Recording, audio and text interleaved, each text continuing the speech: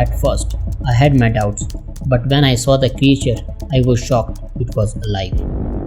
ये वर्ड्स है एक औरत के जिसने अपनी आंखों से देखा था कुछ ऐसा जो इस दुनिया का नहीं था।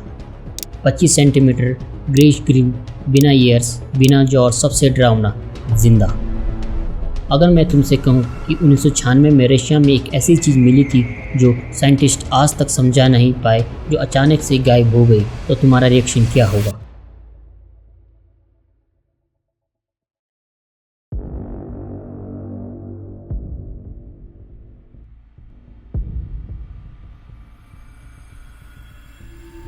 किश्तिन, एक 37,000 लोगों का छोटा सा शहर, मॉस्को से 1764 किलोमीटर दूर। लेकिन इसका नाम सुना है?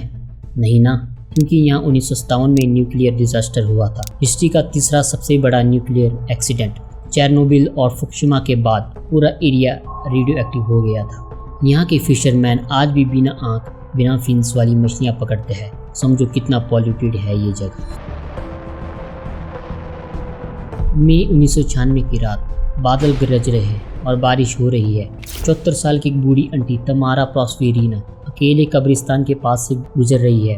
कब्रिस्तान के पास रात के टाइम बारिश में, लेकिन तमार आंटी को डर नहीं लगता क्योंकि उनका दिमाग थोड़ा थोड़ा डिस्टर्ब था।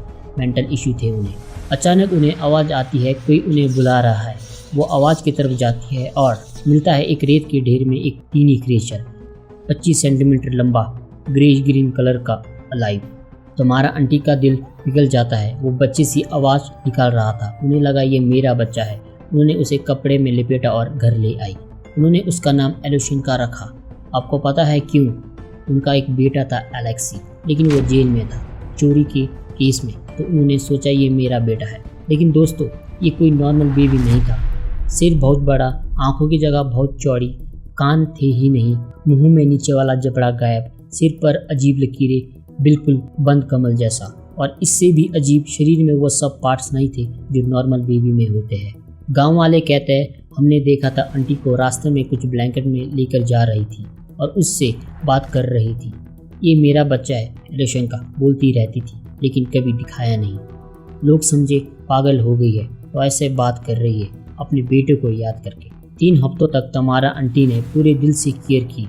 पानी दिया चम्मच से, दही, दूध, जैसे कोई माँ अपने छोटे बच्चे की देखभाल करती है। लेकिन फिर नेबर्स को शक हुआ, 74 साल की आंटी का बेबी कैसे? डॉक्टर्स को कंप्लेंट की।